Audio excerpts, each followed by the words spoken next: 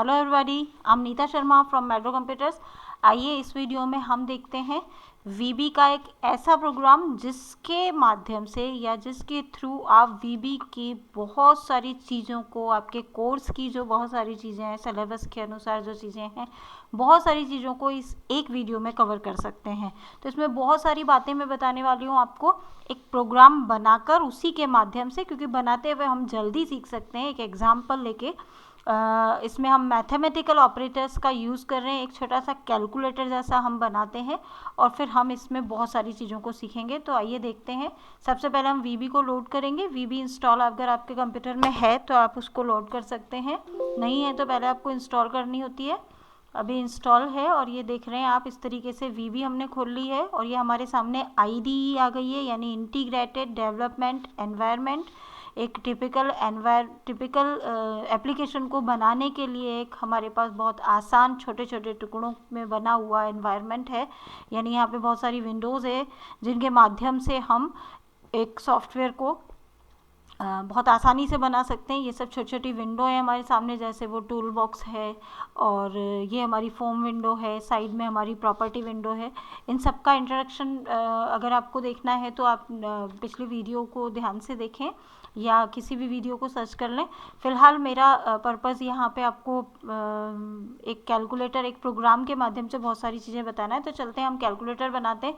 तो हम command button ले लेते हैं, जितनी कैलकुलेशंस हमें करनी होती है उतने कमांड बटन हम ले लेते हैं यहाँ पे। जैसे मान लीजिए हमें सम करना है तो एक छोटा सा कमांड बटन सम के लिए ले लें, एक सब्सट्रैक्शन के लिए ले लें।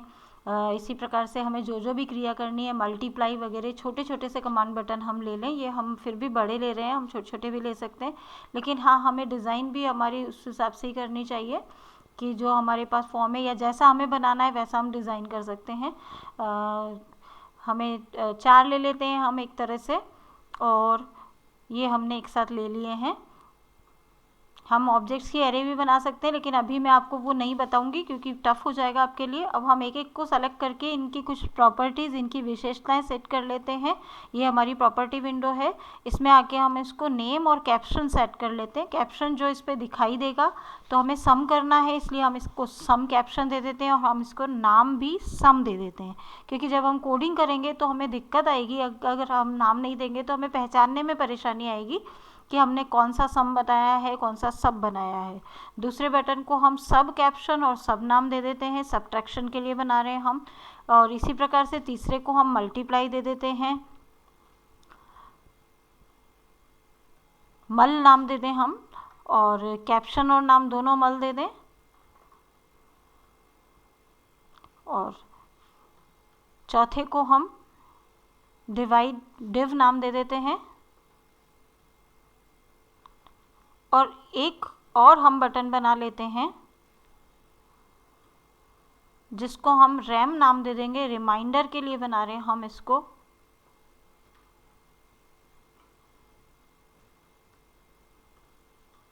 ये देख सकते हैं आप। और कमांड लास्ट वाले को हम रैम नाम दे दें, रिमाइंडर के लिए ले रहे हैं हम इसको। नेम और कैप्शन दोनों हमारे देख लें हम सेट हो गए हैं। अब हम इस पर कोडिंग करते हैं, तो हमें जिस पे भी कोडिंग करनी है उस बटन पे डबल क्लिक करेंगे हम। ये हमारी कोड विंडो खुल के आ गई है। देखिए ऊपर कमांड 3, कमांड 4 लिखे हुए आ रहे हैं, क्योंकि अगर हम नाम चेंज नहीं करते तो ये कमांड 3, 4 लिखे हुए रहते और हमें काम करने में दिक्कत होती। इसलिए हमने सम और ऐड और इस तरीके के नाम दे दिए। तो सबसे पहले हम सम पे कोडिंग करते हैं और देखते हैं। हमें 2 नंबर सम करने हैं, तो हमें 2 नंबर सम करने के लिए जैसे आप सवाल करते हैं कॉपी में, उसी तरीके से यहाँ पे भी हमें 3 वेरिएबल की ज़रूरत होगी। चर हिंदी में हम बोलते हैं जिन्हें, हम कहते हैं ना कि माना कि x, y, z। उसी तरीके से प्रोग्रामिंग जब हम करते हैं तो माना कि किस तरीके से लिखते हैं वो हम वीबी में देखते हैं। डिम के साथ लिखा जाता है। माना कि के लिए हम लिखेंगे डिम, और हम जैसे कि यहाँ पे 3 ले रहे हैं, x, y, z as integer. Double click करके हम इसको ले सकते हैं, एंटर करेंगे और अब हम यहाँ पे x और y की वैल्यू डालेंगे। ये हम असाइनमेंट ऑपरेटर के डॉलर डाल रहे हैं अभी। स्टैटिक वैल्यू x बराबर और कोई भी वैल्यू हम डाल दें इसमें 10 और 20, y बराबर 20 और हम इसको लास्ट में प्रिंट करवा लेंगे। पहले हम इसको z में स्टोर करें, z बराबर x प्लस वाई और हम प्रिंट z।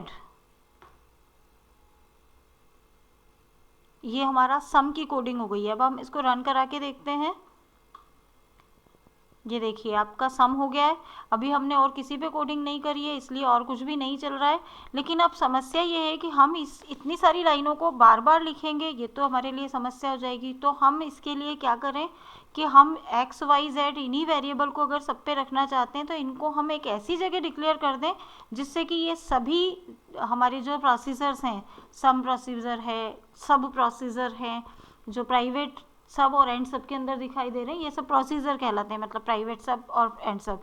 तो सब रूटीन्स प्रोसीजर, तो हम इसको एक ऐसी जगह लिख दें कि ये सभी प्रोसीजर सब रूटीन्स इनको कॉल काम में ले सकें। तो इसके लिए हम ऐसा करते हैं, ये जो डिम एक्स वाई जेड जो हमने लिखा है इसको यहाँ से कॉपी करते हैं और इसको एक ऐसी जगह पे लिखते हैं। ये अभी हमारा लोकल डिक्लेरेशन है और इसको हम जनरल डिक्लेरेशन में लिख देते हैं। देखिए ये जनरल आ गया, यहाँ पे हम इसको पेस्ट कर देते हैं। अब हमने यहाँ पे कर दिया है तो ये z बराबर x प्लस वाई हम हटा देंगे यहाँ से और नीचे हम केवल z बराबर x प्लस वाई लिख देंगे और इस लाइन को हटा देंगे। देखिए ये हमारा ग्लोबल डिक्लेरेशन हो गया। कौन सा ग्लोबल डिक्लेरेशन है हमारा? ये वाला ग्लोबल। ग्लोबल मीन्स जिसको सब जानते हो, ग्लोबल पर्सनालिटी हो गए ये हमारे दो वेरिएबल। यहाँ पे जैसे हम कॉपी में करते हैं कि माना कि x y z, उस तरीके से ये माना कि हम दिमाग में स्पेस बनाते हैं, माना कि x y z, यहाँ कंप्यूटर में स्पेस बना रहे हैं और उसको हम बोलते हैं वेरिएबल। तो ये एक्स वाई हमारे जो दो वेरिएबल है, लेकिन ये ग्लोबल वेरिएबल हो गए जिनको सारे ये सब जानेंगे। और यहाँ पे जब लिखे थे ये तब ये लोकल थे। तो अब हम इसको यहाँ से इन तीनों लाइनों को हटा देते हैं क्योंकि ये तीनों लाइनें हमने यहाँ लिख दी हैं तो अब यहाँ ज़रूरत ही नहीं है। तो हम तीनों लाइनों को हटा देते हैं, लोकल वेरिएबल्स को यहाँ से हटा देते हैं, डिम को भी हम हटा देंगे यहाँ से। डिम में अब हमें केवल z भी हमें z बराबर ये हटाएंगे हम, z बराबर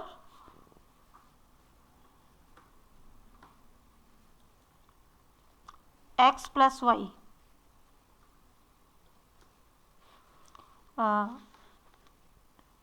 ये हमने इस तरीके से कर दिया। अब इसी को हम माइनस पे चलेंगे, माइनस वाले बटन पे चलेंगे और यहाँ पे हम माइनस वाली वो इक्वेशन लिखेंगे, x माइनस वाई और प्रिंट z। इसी तरीके से सब बटन पे हम लिख लेंगे।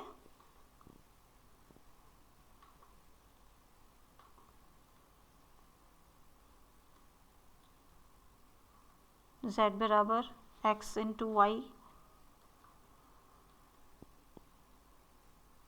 And print z।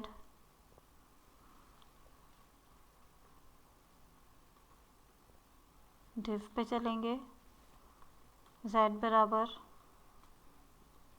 x divide by y और प्रिंट z। ठीक है, इसी प्रकार से हम और जो बचा है हमारे सामने उसमें चलेंगे।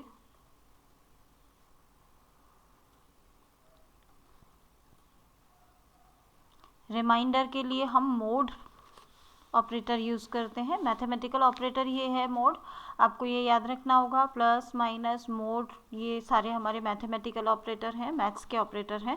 ये प्रिंट हमने जेड करा लिया, ये रिमाइंडर प्रिंट करेगा। अब हम इसको रन करा के देखते हैं। सब पे हम लिख चुके हैं। हाँ, थोड़ी सी गलती हमसे हो रही है। वो ये प्रोग्राम हमारा हो चुका है, लेकिन देखिए इसने हमें एक एरर दे दी है। क्या एरर दी है? क्योंकि हम इसको जनरल डिक्लेरेशन में वैल्यू इनिशलाइज करवा रहे हैं, वो हम नहीं कर सकते हैं, इसलिए इसने एरर दी है। तो इसमें हम थोड़ा सा चेंज करते हैं। देखिए क्या चेंज करेंगे, तो हम इसको x और y को यहाँ से हटा के और हम हर प्रोसीजर में अंदर पेस्ट कर देते हैं ताकि यहाँ पे वैल्यू हो जाएगी। इसके लिए भी हमारा एक दूसरा तरीका है, फंक्शन बना के हम इस काम को कर सकते हैं, या अभी हम लोड इवेंट पे करेंगे इसको, पर पहले हम इसको सिंपल वे में देखें। हर कमांड बटन पे जाके हम ये चीज़ लिख दें। डिक्लेयर तो हमने डिम के साथ जनरल डिक्लेरेशन में कर दिया है, वो जनरल डिक्लेरेशन पार्ट कहलाता है, लेकिन वेरिएबल की इनिशलाइजेशन जो हम कर रहे हैं वो हम सभी का यहीं पे आके कर देते हैं। देख सकते हैं आप,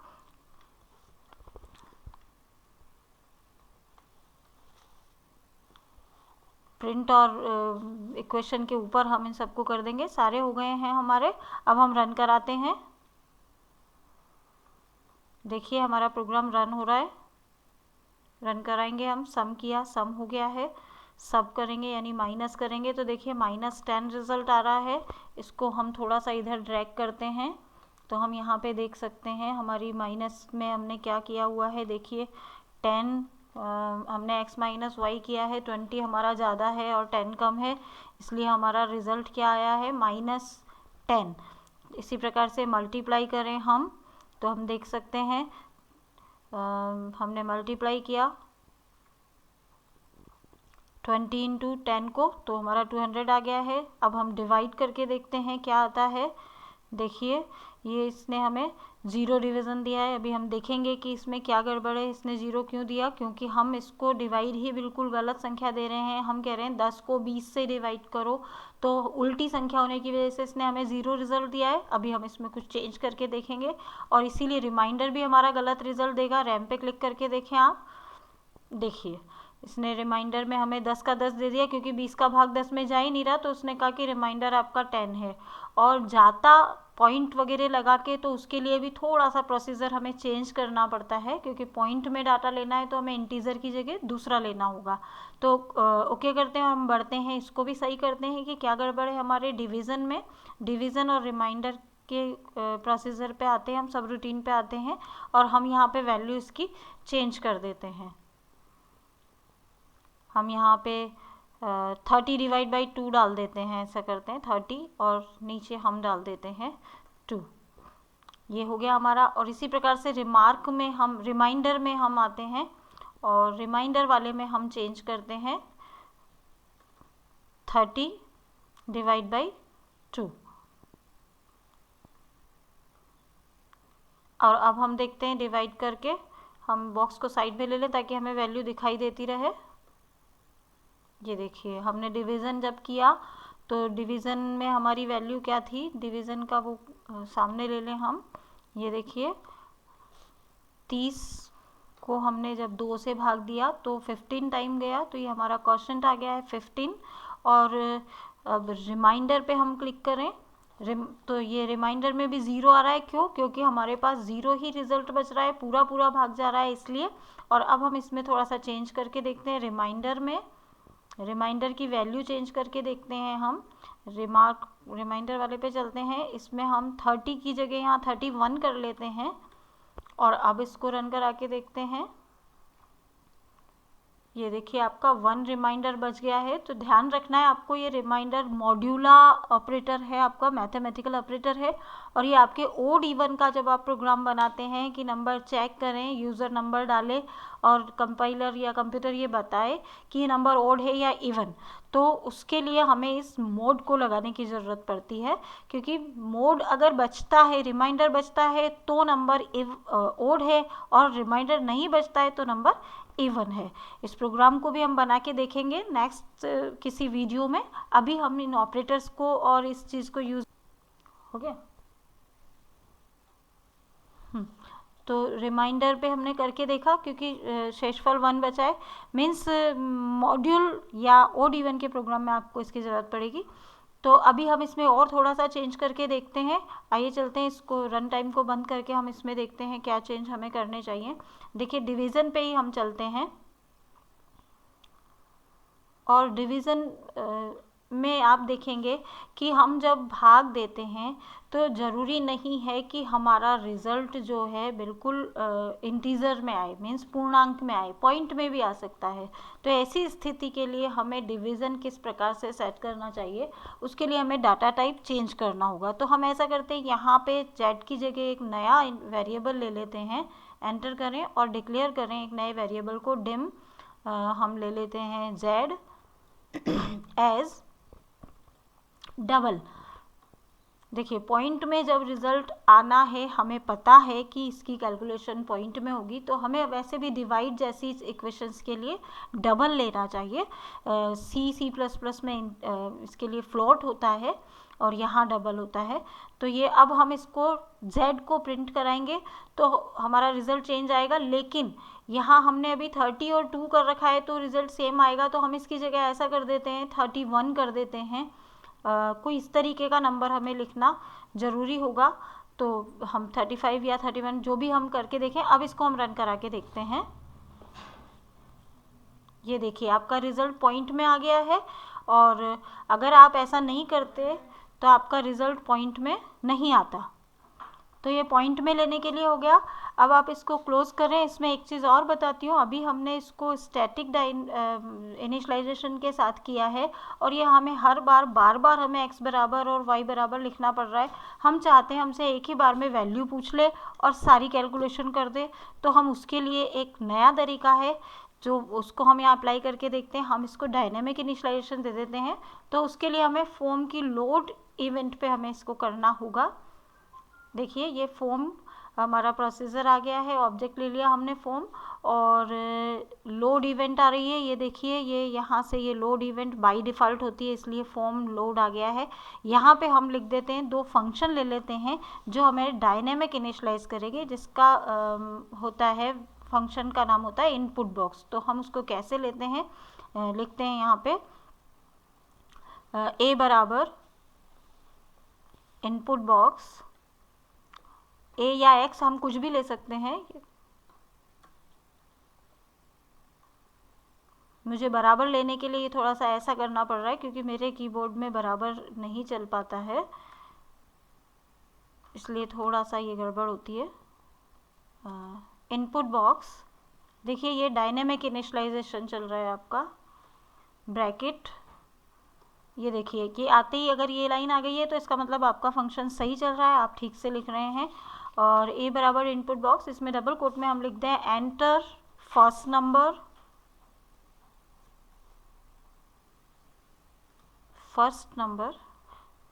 डबल कोट क्लोज, कॉमा, और ए, यानी ए में हम पहला नंबर डालें, फिर एंटर करके हम दूसरी लाइन लिख दें बी बराबर इनपुट बॉक्स,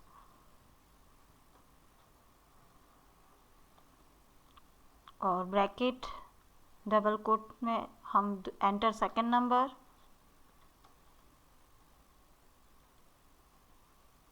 कॉमा, और बी, क्योंकि हम बी में स्टोर करा रहे हैं इसको, ये हमने यहाँ पे कर दिया। लोड होते ही ये हमसे पूछ लेगा, और अब हमने जहाँ जहाँ भी ये सब लिखे हुए हैं वहाँ से हमें इन्हें हटाना होगा। देखें आप, ये डायनेमिक इनिशियलाइजेशन आप इससे सीख रहे हैं, ये हो रहा है डायनेमिक इनिशियलाइजेशन। रन टाइम पे हमसे वैल्यू पूछेगा। अभी हम स्टैटिक कर रहे थे, वो हमारा हो रहा था असाइनमेंट ऑपरेटर से, तो ये बराबर जो है ये आपका असाइनमेंट ऑपरेटर कहलाता है। अब आप इसको बराबर नहीं बोल के जब भी काम में लें, जब आप कैलकुलेशन करेंगे तब तो आप इसको इक्वल टू बोलेंगे, लेकिन जब आप वैल्यू असाइन कर रहे हैं, एक्स को 10 मान दे रहे हैं, वाई को 20 मान दे रहे हैं, तो ये हमारा असाइनमेंट ऑपरेटर कहलाएगा। और ये असाइनमेंट ऑपरेटर द्वारा हम स्टैटिक इनिशियलाइजेशन करते हैं, और ये हमारा डायनेमिक इनिशियलाइजेशन है। इसमें भी हम असाइनमेंट यूज़ में ले रहे हैं, लेकिन कुछ इस तरीके से यूज़ में ले रहे हैं, इसमें हम डायरेक्ट वैल्यू नहीं लिखते हैं, इनपुट बॉक्स फंक्शन द्वारा हम डायनेमिक इनिशियलाइजेशन करते हैं। तो अब हमें ये सारे जितने भी हमने सब पे लिखे हुए हैं ना, हमें इन दोनों को हटाना होगा। तो आइए हम इनको डिलीट करते हैं। इस प्रकार से हम सभी जगह से इनको डिलीट करते चले जाते हैं, और जहाँ डिवीज़न पे हमें जो चेंज करना था हमने उसको पहले से ही किया हुआ है, इसलिए हमें परेशानी नहीं आएगी।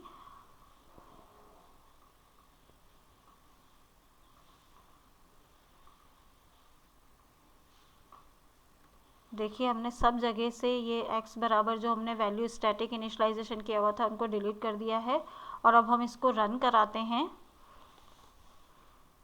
देखिए फर्स्ट नंबर आप ध्यान से यहाँ पे डालें, हाँ 50।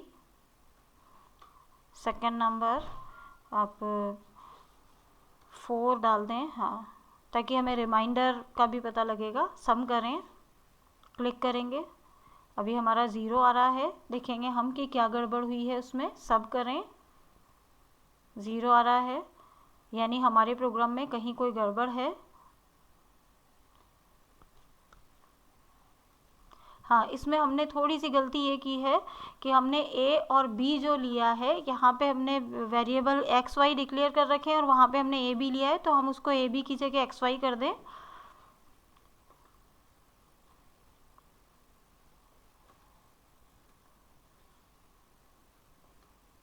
ए बी की जगह हम एक्स वाई कर दें और अब हम इसको रन करा के देखते हैं। देखिए 50, सेकंड नंबर हम 4 डाल रहे हैं और अब हम रन करा के देखते हैं। ये पहले सब में हमारे कुछ गड़बड़ हो रही है, अभी देखते हैं हम आगे सब करके देखें। देखिए सही रिज़ल्ट दे रहा है, मल्टीप्लाई में भी सही रिज़ल्ट दे रहा है, डिवीज़न में भी आप देखें, क्योंकि हमने रिमाइंडर शेषफल फ्लोट में लेके करवाया तो इसने हमें पूरा दिया 12.5 और ये रिमाइंडर भी हमें बता दिया उसने कि जब हमने 50 को 4 से डिवाइड किया तो हमारे पास रिमाइंडर 2 बच रहा है और 12.5।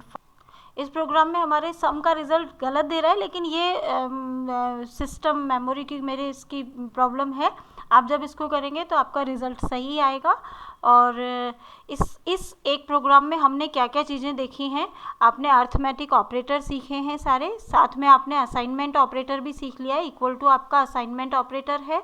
और इसके अलावा आपने डायनेमिक और स्टैटिक इनिशियलाइजेशन सीखा है।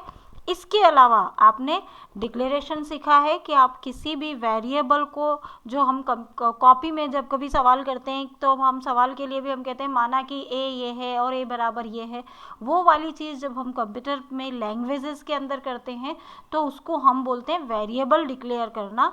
तो हमने यहाँ पे वेरिएबल्स भी सीखे। अभी हमने न्यूमेरिक वेरिएबल को यूज़ में लेके देखा है और न्यूमेरिक में हमने एक इंटीजर का देखा है और एक डबल का देखा है। इंटीजर मतलब जिसके पूर्णांक में वैल्यू हम डालते हैं पूरी वैल्यू, और जिसमें हमें पॉइंट्स में वैल्यू डालनी हो यानी पॉइंट्स का काम करना हो, जैसे परसेंट होती है, ऐसी चीज़ों के लिए हम डबल जो है डाटा टाइप का प्रयोग करते हैं। तो हमने यहाँ डाटा टाइप भी सीखे हैं, 2 प्रकार के हमने अभी देख लिए यहाँ पे, इंटीजर और डबल। और डायनेमिक और स्टैटिक इनिशियलाइजेशन आपने सीख लिया है।